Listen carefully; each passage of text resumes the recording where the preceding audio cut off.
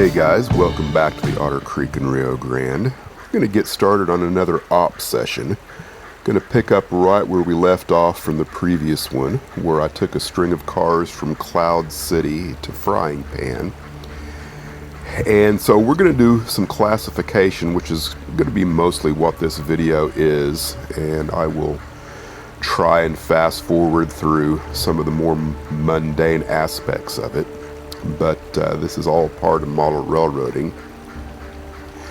So the 41 has navigated the crossover there, and we're going to pick up this string of 18 cars that we just brought into town.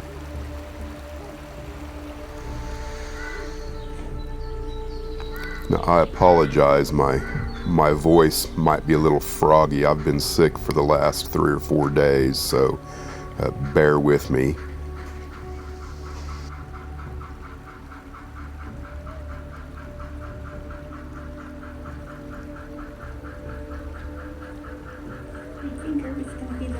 See those 3 green buttons? Hit the one on the top.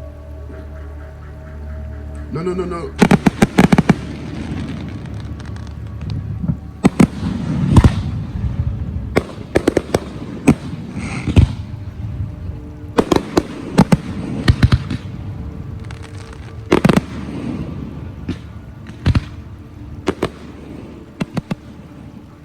Well, I hope everyone had a good 4th of July.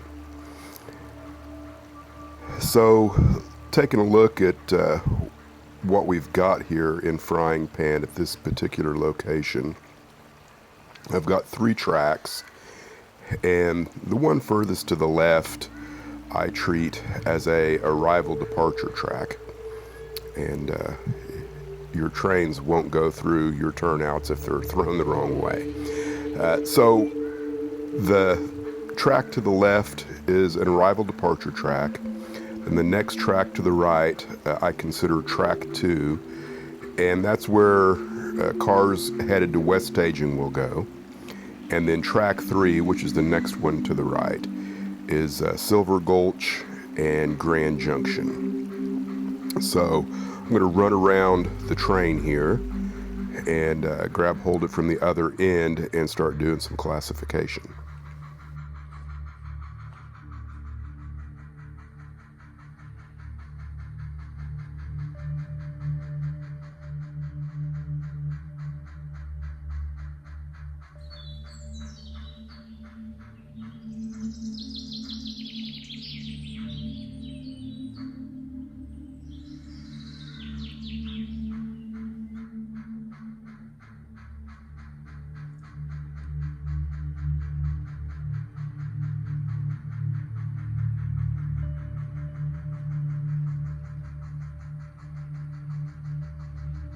What I'm doing right now is looking through all of the car cards and figuring out which car is going where. Now, unfortunately, I can't organize the car cards in the standing order of the train. That is something that Steve is working towards being able to do at some point. And if I understand right, I think the difficulty he's facing deals with making it coherent between both the computer application and the mobile application, and I'm sure he'll get it figured out. So what I'm doing is I just listed all of the cars on a piece of paper and then which track they needed to go to. That way I've got a piece of paper with the standing order, and then I can go back after I've placed them all on the correct track. I can then classify them in the program itself. There's a lot of back and forth here going on, so I did speed the video up because it's pretty tedious just moving back and forth and making a decision on which track the car needs to go on to. All part of operations, I suppose. Now, all the cars that are going to the arrival departure track will be headed east or to Frying Pan itself.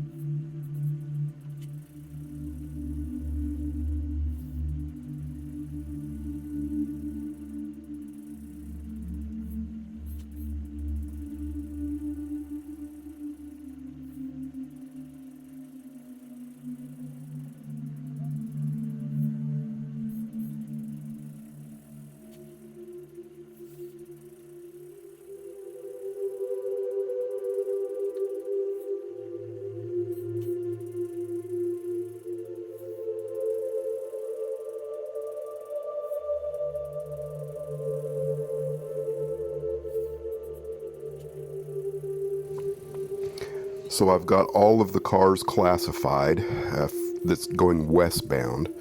I'm going to go into the program now and place those cars where I put them physically on the layout.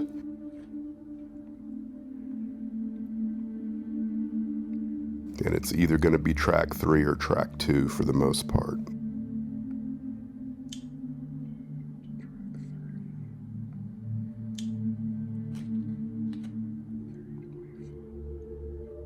And I went ahead and sped all this up. You kind of get the idea. I'm just looking for the car and then parking it.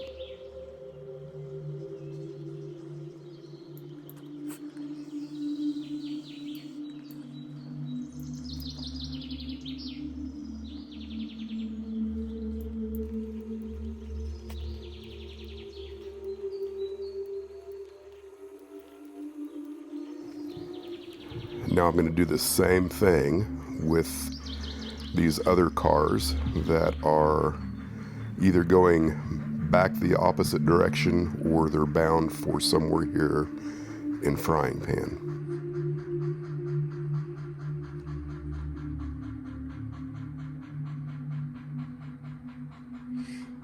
Now, as it turned out, there was only one car that went to track 5, and all of the other cars went to track 4, so this worked out pretty easily.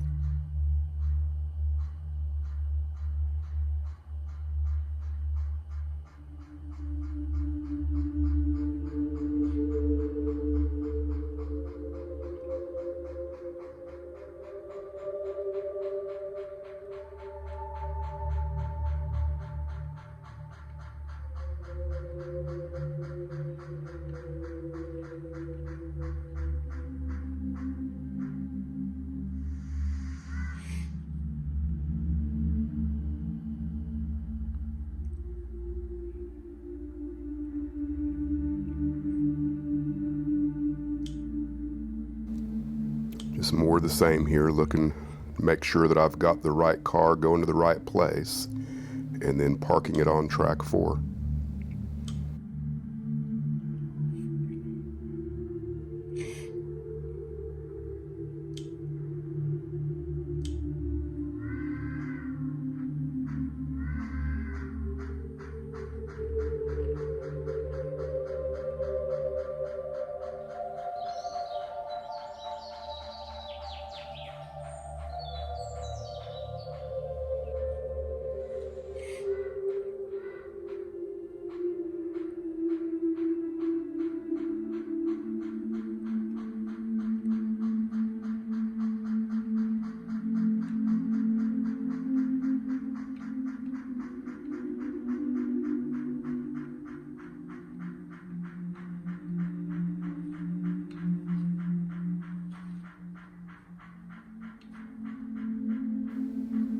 And we'll park this lone flat car here on track 5.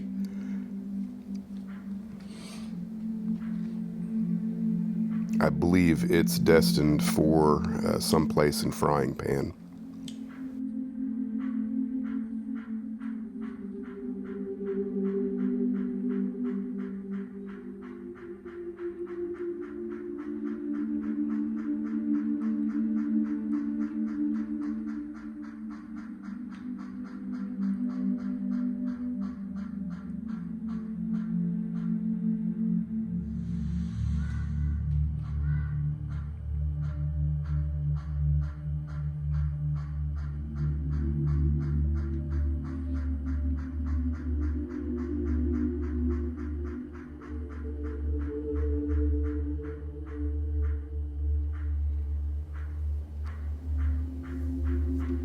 I've been pretty indecisive about where the cars should go and why, with the exception of, everything on this side of the horseshoe will either be going south or east, and then everything on the other side of the horseshoe will be going west.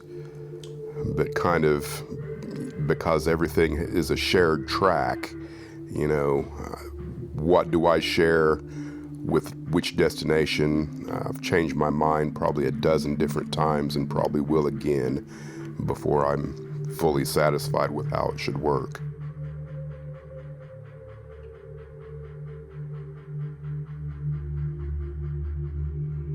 All right, so now I'm gonna pick up everything on track 3 here.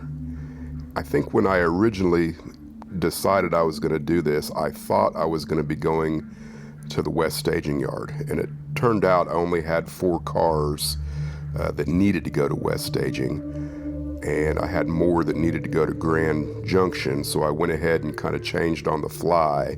Otherwise, I would have classified a little bit different, because I knew that I was going to be taking a train out of town to Grand Junction.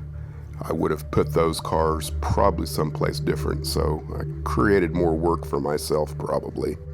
So all I'm going to do now is speed the film up a little bit, and I'm going to put all of the Grand Junction cars on the same track there with those 4 that are going to west staging, so that I can pull them out later, and then leave the Silver Gulch cars on track 3.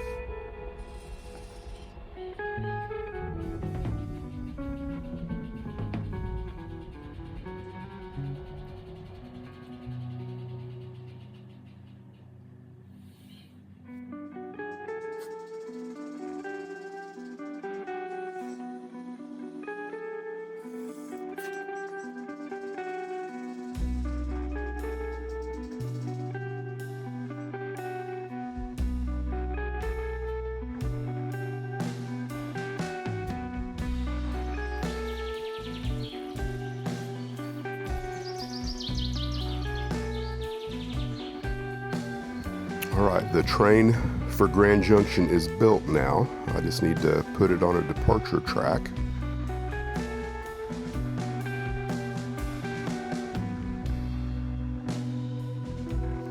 And what I'm doing right now is pulling all of the cars that are headed to Grand Junction.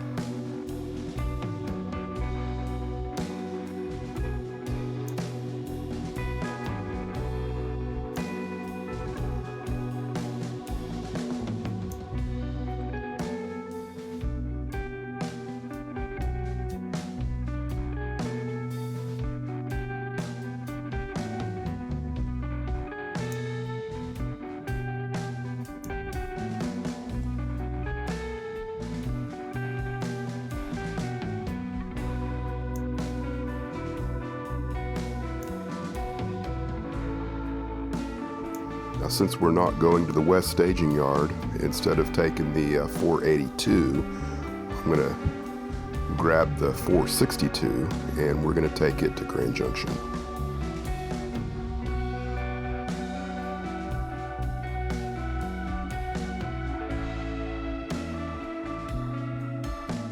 The 462 is a Blackstone K27.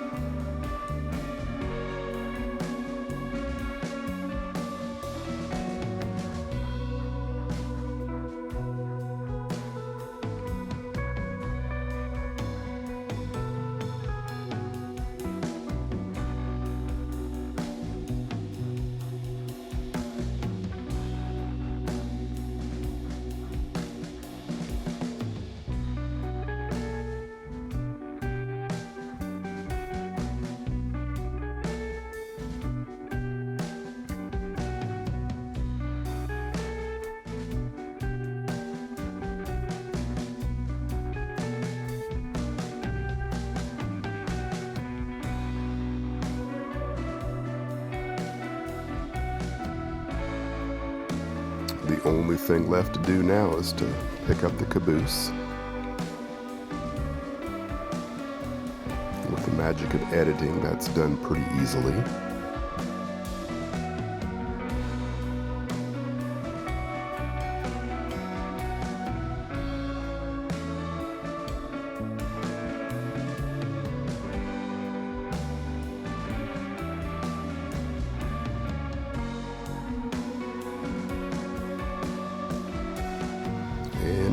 ease on out of town and get on our way.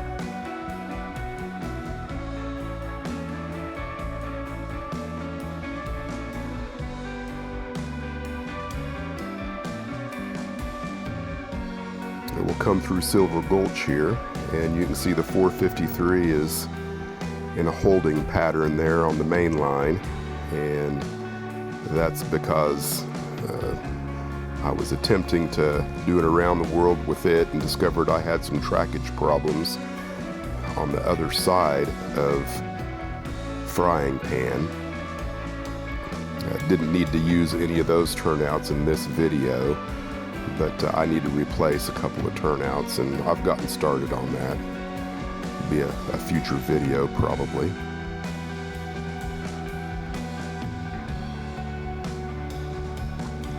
Right now traffic is not really flowing to the east of Frying Pan.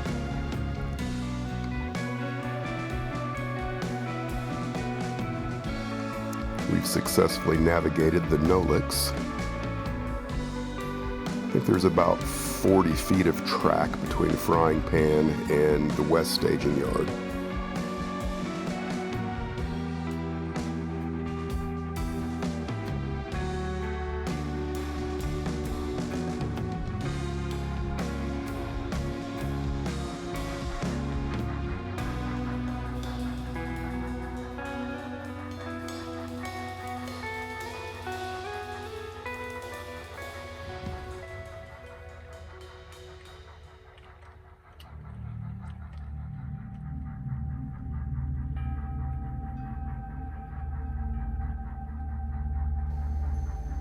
All right, we're coming in here on what I call track 7, and then we're going to back into the classification yard.